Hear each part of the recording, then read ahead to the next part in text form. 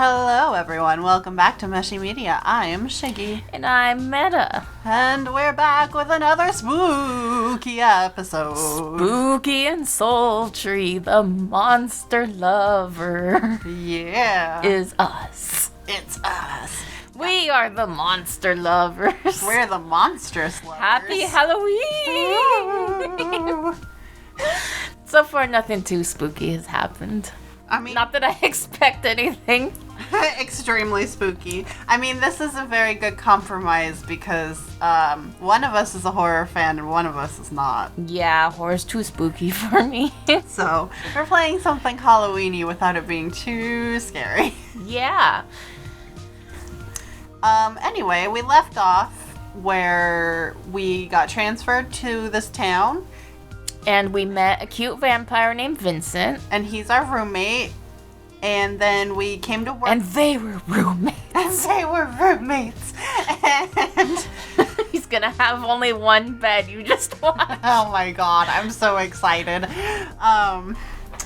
And yeah, this is our supervisor, Sebastian, the mummy man. Yeah, and he's like, we don't got room for you unless you can do this really cool census thing, in which case we'll let you stay, but otherwise we don't have the budget, which sounds sus to me. Like, if you can pay me if I do this, then you have the budget. Yeah, mummy sus. Yeah, he's sus, but I like him because he's kind of a dick, and that's my type. And he has a very strange fashion sense. Yes, which is also my type. He waves a hand in a dismissive gesture. Just make sure I don't regret it. You'll begin with that tomorrow. For now, go to the warehouse and pick whatever you need to get settled from there. After that, you can help with this week's paperwork. Paperwork! Ooh, spooky! That's so scary. Paperwork. Unless you have a problem with that. No, I'll be right back. So I remember in Blind Men, there was a very specific order of choices you had to pick in order to get certain endings. Mm-hmm. And I wonder if it's true for this, too, because the choices have seemed a little bit less dire than the ones in Blind Men. Yeah. So I wonder if they've opened it up a little bit to give you some wiggle room, or if it's going to be... Because for Blind Men, it was like you needed a guide, because you literally could not stray a single choice. Wow, it's really coming down out there. Turns out that the warehouse is right behind the office, so it doesn't take me long to find it. However, once I'm there, it's a completely different story. As I step inside, the first thing I notice is that the interior is so dark I can barely see what's in front of me. There's a window on the door big enough to let some light through, but at this hour, it's pretty much useless. What time is it? I don't know. I mean, he did wait until, like, dusk. I guess maybe that's why the vampire could be there while he was late. It looked like daylight outside, though. It did. Maybe the office used to have a daytime shift when they first opened, and then moved to a night one to better accommodate monsters. Oh, so it is nighttime. Yeah, it must be night. So I guess that's why the vampire was out. Yeah. All right. I'll take their word for it. Yeah. Yeah. Yeah. Or maybe the warehouse used to be something else and it was repurposed. Either way, as I fumble for the light switch, my hand suddenly touches something cold and smooth.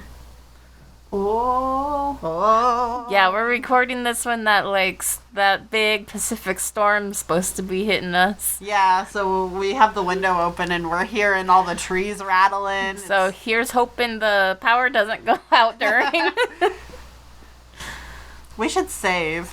Oh. Oh, it's a doll. It's a doll. Put on some pants, Jesus, right? Or close your robe or something. What?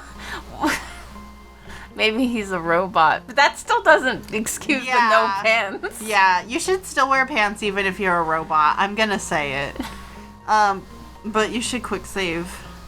Oh. In case we do lose the power. Great. Excuse me. You got this. When the lights come on, I find myself facing some sort of... Same. Yeah. Android. Oh, yeah, we can do robot fucking too? Oh man, now you're on board. I think. He doesn't really look like any monster I've seen before, and with some monsters, you can't really be sure if they tell you. And I'm definitely not going to ask someone I just met about 5 seconds ago. Yo, dude, you a monster? Yo. Realizing that our fingers are still touching, I move my hand away. There was hand touching. We predicted it. Yes. I move my hand away. We can clearly see he has no dick, though, so I don't think there's gonna... I don't know. It could be, like, right below the screen. Like, right there. If it's very flaccid. Yeah. But you think Chris might mention that his dick's just hanging out? I mean, maybe he's keeping his eyes on the face. Not on the prize. Yeah, exactly. Maybe Chris is a very romantic boy. We don't know. He stares at me with a raised eyebrow for a moment, as if deciding what to do. Shall I kill him? This area is off limits for visitors. Please return to the main building. Oh, and I was gonna do the Atlas voice. Oh, yeah, because that would be, not audio violence. Is Atlas's voice audio violence? It's like the joke robot voice. Yeah. And it's kind of nasally and shouty. Yes. And I don't know if I could deal with a whole visual novel with that. His voice has a mechanical, nasally, shouty ring to it. Like text being read aloud by a voice synthesizer. It's not unpleasant, but it's exactly how I would expect an android to sound like. If you are unable to find the way back yourself, I can accompany you. Well, he's cute. I just figured I would do the voices since, you have to do all the heavy lifting for being the main character. It's true, and I'm here for that. Oh, sorry. I'm not a visitor. I'm an employee. I just started today. My name is Christopher Wells. Nice to meet you. Oh. Duly noted. You can call me Isaac. Whoa. How may I help you, Christopher? Mr. Griffin sent me to get some things. Do you know where the office supplies are? He nods. Instead of pointing, he makes an open hand gesture toward a line of shelves in front of us. Is he like a flight attendant? It almost Your emergency exits are here, and here, and here, and here. And here. It almost makes me feel as if I was about to get a guided tour of the place. Of course. Please follow me. Every few steps, Isaac turns his head to check if I'm still behind him. However, because he just looks at me without actually saying anything, we soon fall into a very uncomfortable silence. I'll let you pick this one. Oh, crap. Let's see. Let's stay quiet. That's what I was thinking. He doesn't seem like the type who'd like a conversation. Yeah, I don't think idle chatter is really his deal, his jam. Right, and I can understand that. Mm-hmm. Sometimes it's a blessing when people just stay quiet. Rude. I didn't say you. I'm the only person you've been around for the past 2 years. I try to think of something to say, but since I can't come up with anything, I decided to use the opportunity to take a look around. Between the boxes, containers, and the odd piece of equipment, there's actually a lot of stuff here.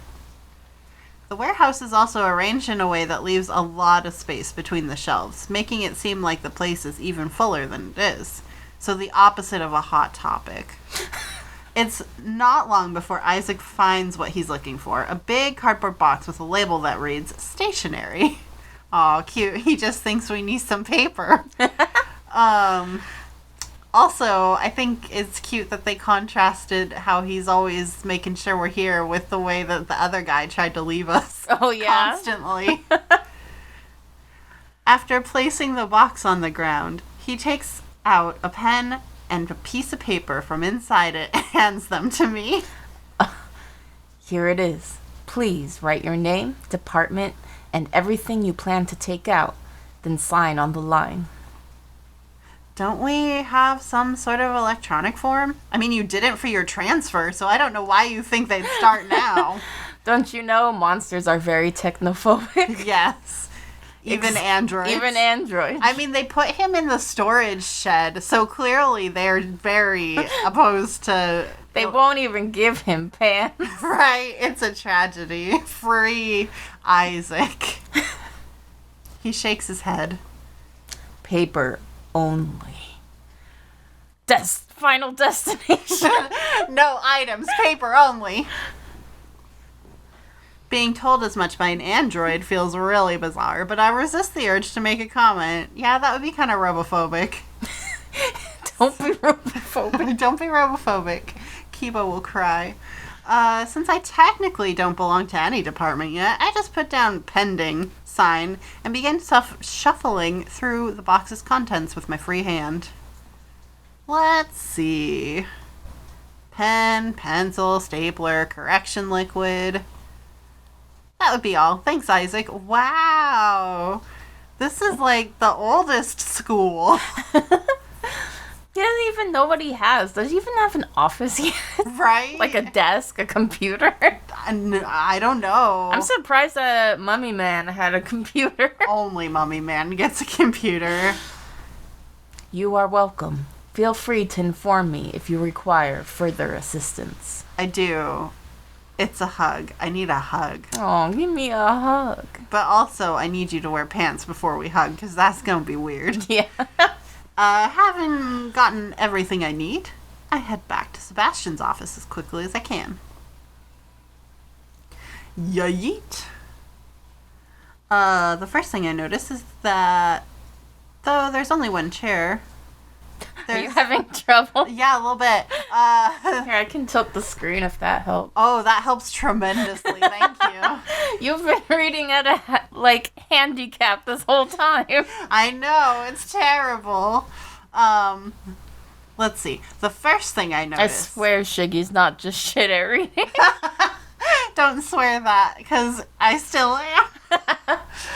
The first thing I noticed is that though there's still only one chair, there's now a metal bench for me to sit on, too. It doesn't look comfortable at all, but I suppose it's better than being left standing up.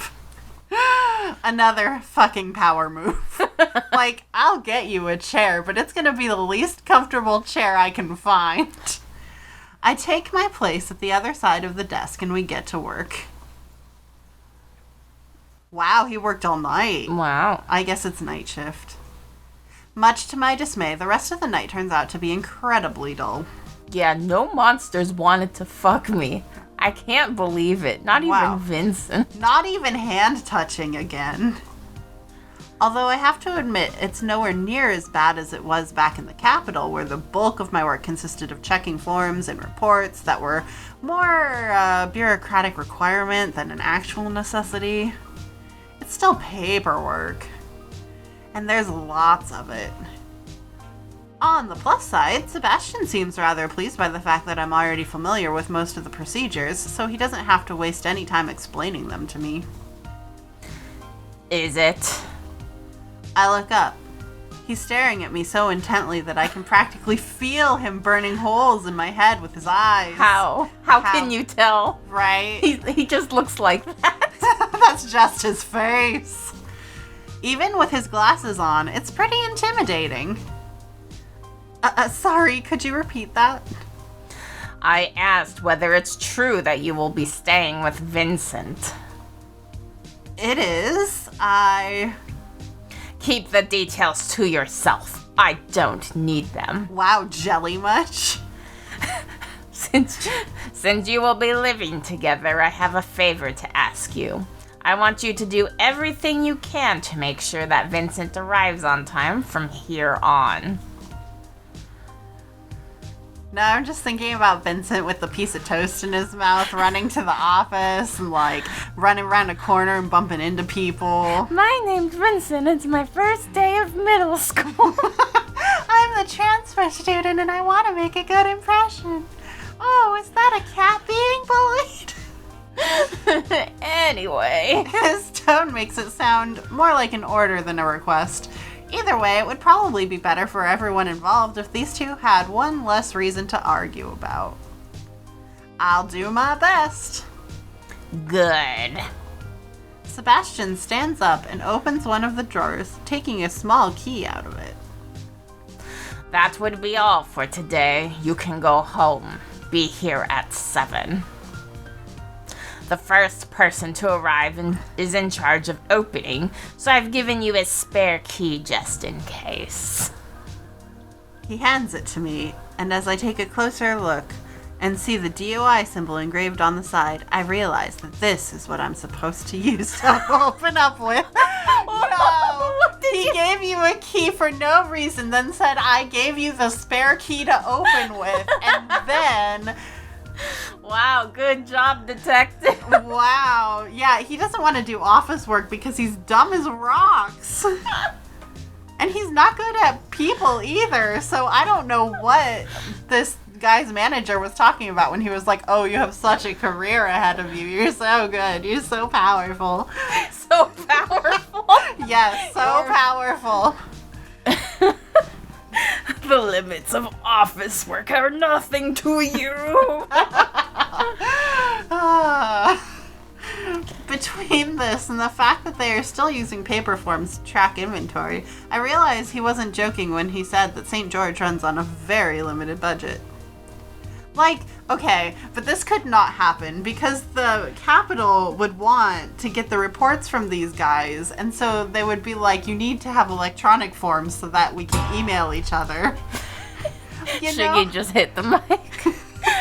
It happens. Big Italian hand gestures. You gotta calm down. I gotta calm down. But, like, there were, I just can't imagine there would be any situation of, like, a government office that it's like, yeah, we run on paper and the other office runs on electronic, and that's just how it be. Like, we're not in the process of fixing it. Like, what would make sense is if everyone ran on paper, because that's how our government is run. Exactly. Because there are plenty of places, or, like, processes that, like, they just don't bother transferring to electronics yet because they just don't have time or money for it. Yeah, but it makes sense. And, like, bureaucracy is already so stuffy and, like, complicated. Transferring processes is a fucking nightmare all the time. Yeah. Yeah. Can you tell we've both worked for the government? In the Capitol, even the least important rooms have long had their locks exchanged for either card or fingerprint readers. Yeah, and it makes sense for the small office too. Like, the smaller the place, the more outdated they're going to be. Yeah. Because they have less money. That's my 2 cents. Wow. Oh no. Wow. What's happening? Oh, you went backwards. Go forward again. Okay. We did that. We got one. this. Yes. Putting away the key in my pocket, I excuse myself and go looking for Vincent. After a couple of minutes of looking around the office, I end up in the break room. Yeah, where else would he be? He doesn't work. Since Vincent wasn't with Sebastian and me, he wasn't in the warehouse with Isaac, and I didn't see him at the front desk that just leaves the break room. I want Vincent to just be the secretary. Yes! Himbo secretaries forever. Yes. And field work, I suppose, but it's not like I can go look for him out there. And besides, the sun's out. Yeah. There he is. Good. Vincent is sitting at one of the tables speaking with someone on the telephone. Whatever they are talking about must be serious because he looks pretty focused on it, and he's even frowning a little.